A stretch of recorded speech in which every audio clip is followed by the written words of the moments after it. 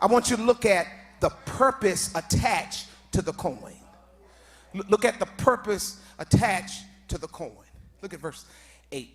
The beginning of verse 8, Jesus says, suppose a woman has 10 silver coins and loses one. This woman is at a challenging place in her life because she loses something valuable. She lost one of her silver coins. Now, most of us would say that while this is a loss, it's not a devastating loss. Seeing that, at least she still has something to work with. She's got 9 other coins left. And while you may share that opinion, what you must know is that to this woman, these coins were more than just collectible items. These coins had a purpose attached to them. And what is not given to us directly in the text is that these coins represented something, and this woman knew it. In those days, women held on to coins because they would wear a headband with coins on them to symbolize at least 3 things. These coins were typically given to the bride by her father when she was about to be married. The coins, first of all, could represent her status in the community as a married woman. Coins were used in the form of a wedding band. It told the other men that somebody already put a ring on it, and she was unavailable. So it represented the status in the community as a married woman. Secondly, these coins had the power to declare her independence. In most cases, coins were a constant reminder to her husband that if this thing don't work out, to the left, everything in the box to the left. It was a constant reminder to her husband, listen. I'm able to make a fresh start with or without you. They suggested that she might be his wife, but she could make it without him. Now, let's be very clear about one thing. She only had 10 coins. With that, what needs to be noted is that these coins were equivalent to a day's wages.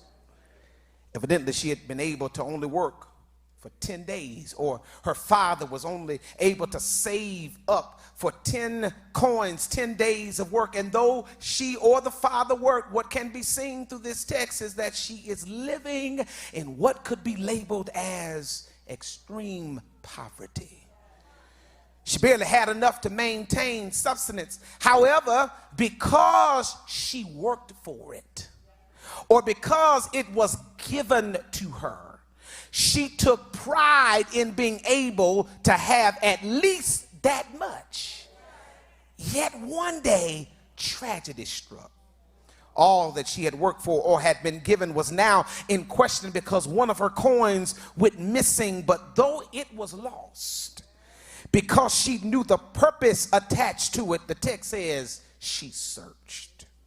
Many women in antiquity wore headbands comprised of dozens of coins, but she only had 10. Yet these 10 still had value to her. Here, there's a purpose attached to the coin. Her status in the community, it represented her status in the community as a married woman. These coins had, secondly, the power to declare her independence, but it also could be used to identify a sinful manner.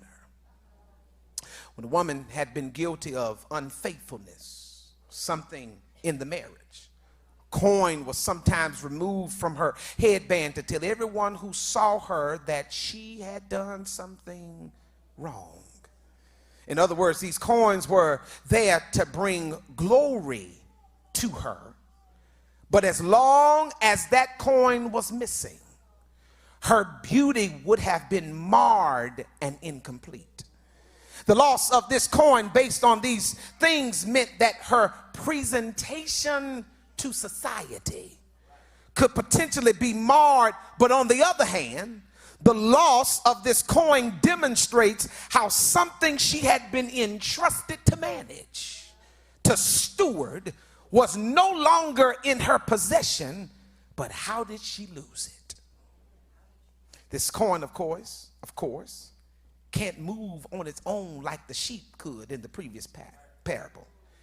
It's a lifeless object that is controlled by whoever has it in their possession. It's only good for status and spending, yet how does she lose it?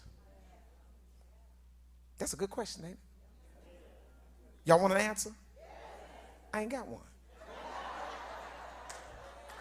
We're not told how she loses it.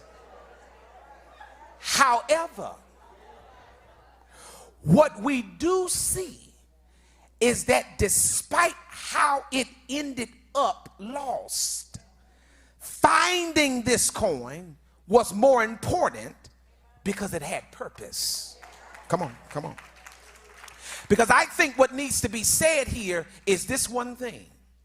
While we know that this woman searching for this lost silver coin represents God's search for those who are lost, then sometimes, hear me with your good ear, the emphasis is not how we ended up that way. Instead, the emphasis is why is it so important that we don't stay that way? All right. See, I'm leaving y'all over here. I'm coming to talk to y'all over here. One more time. The emphasis is not in how we ended up lost. Instead, the emphasis is this: why is it so important that we don't remain lost? It's not so important about how long we've been lost or what caused us to become lost as it is important of what's so special about making sure that the lost is found. It's not so much about what you've done as it is about making sure that we know that there is a reason for why God continues to grace us with life, grace us with forgiveness, mercy, compassion. Stop trying to build a case on how something or why somebody is the way they are. Instead, look at it from another perspective and say, because of that, you are important and you mean so much, so I'm gonna come and I'm gonna get you. I lift this, church, because while we may not fully know how the coin, got lost, we don't know. We do know, rather, the finding of it was important because the purpose that was attached to it. This is why God goes through extreme measures to make sure that the lost are rescued, reconnected, and restored.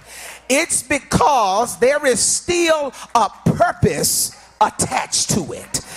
When we're trying to evangelize to people, this is why it's important for us to treat everyone we come in contact with some kind of grace, regard, and care. It's because while they are where they are, God still has attached some purpose to their lives, and God will do whatever it takes to make sure that that purpose is fulfilled.